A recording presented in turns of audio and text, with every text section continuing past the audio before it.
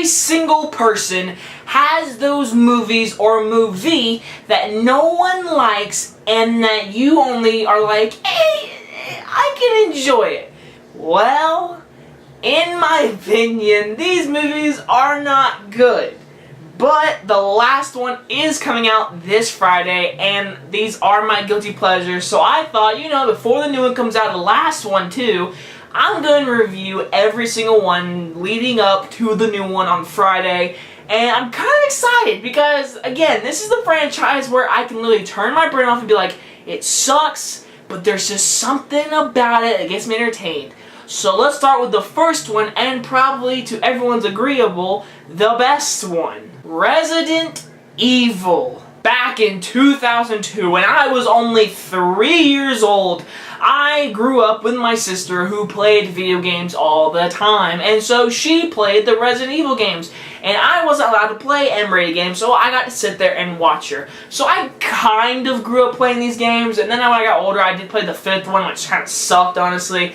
And then, honestly, now I'm at an age where I don't even care about Resident Evil. The only thing I care about is probably the movies. And so we are here to talk about the very first movie, and that is Resident Evil. And this is the time period when video game movies were they were coming out, they were trying to do them, and Resident Evil was a popular game series. So like, let's try it out. Let's get Paul W.S. Anderson, the best director ever, the guy who did the Three Musketeers, and this franchise. He didn't direct the second one or anything, or did he? We'll get to it tomorrow. But either way, this is a game adaptation of the video games called Resident Evil.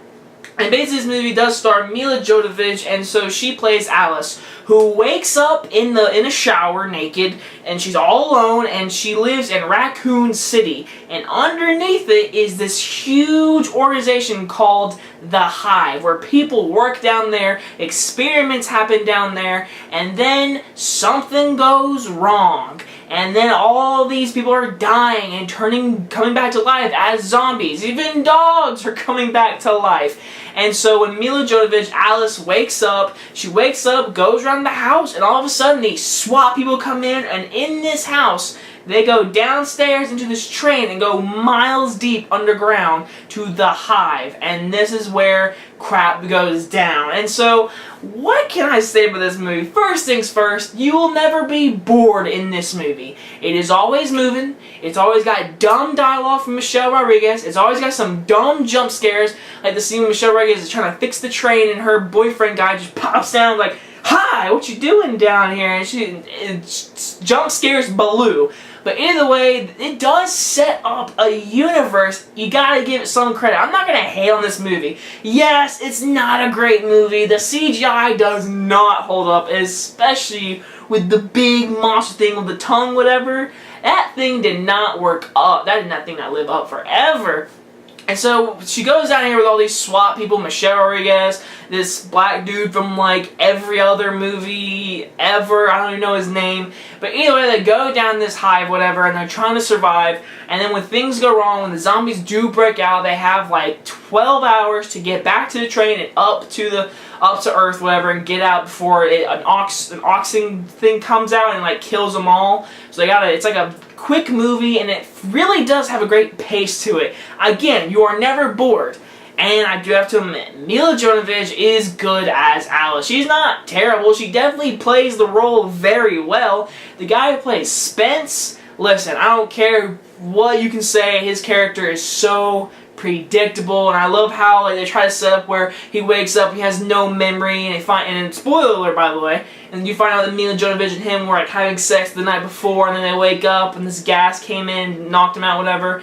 It's all very it sets up a good little situation, and then when stuff actually hits the fan downstairs, it gets kind of exciting. And the zombie scenes, again, I feel like the main problem in this movie, Paul W.S. Anderson, he doesn't bring grit or excitement to his movies. He feels like a very plain old director who's just like, point there and there and there. And he's also married to Milla Jovovich too. I didn't actually know that until like 20 minutes ago. But either way, yeah, they're overall, I think this movie has a great pace to it. It has exciting scenes with zombies, and my god, Michelle Rodriguez, she can get bit. Spoiler alert, 4 times in this movie, and she will live through the whole movie, and then she finally dies. She was an awesome character. She was a bad A. She had some terrible lines, but you did feel bad for her when she was bit and she was holding her hand over the crowd of zombies and she was crying. That was a great character moment. And overall, again, it does feel like a claustrophobic movie. And of course, I can't not talk about the laser scene where the SWAT people get trapped in this room, whatever, a hallway, and the lasers start coming up, and it is just like, I could watch this scene over and over. It's so dumb to like a lot of people, but to me it's so entertaining. The guy gets his fingers cut off and the girl tries to jump, or the guy tries to jump and he cuts through him. And the black guy, he's all cool, he's jumping over lasers, and he's standing there, he's about to fight a laser, and then all of a sudden, like, it's like a whole room of laser, and just, it literally splits him into little pieces, and it's awesome. But overall, again, and the Queen is also a little character that does rise up in the other sequels. Again, once again, it does set up a universe, and that is an issue, because at the very end of this movie, once that other guy, he gets taken away, he's getting his arm starts pulling up like monster stuff, gills over because he gets caught by the other monster, and then it literally leaves Milla Jovovich knocked out again, waking up again, and walking outside, and the whole world is just destroyed. And it totally is like, hey, guess what? We got a sequel! And I have to admit, if you look back, the movie had a $35 million budget and made $100 million. It made its budget back, and it really didn't follow the game. I mean, it followed the Umbrella Corporation and Raccoon City and like all that kind of stuff, but it didn't get the aspect of the game, which was scary mixed with action, mixed with really scary zombies. And this movie does have, it doesn't have that grit to it. But it is a quick movie, it's really exciting in some scenes, there's some dumb scenes, there's some dumb dialogue. But overall, it is definitely, in my opinion, probably the best one out of the whole franchise, really. And I'm gonna give it a C. Again, it's not the greatest franchise ever, but it's just, I don't know what it is.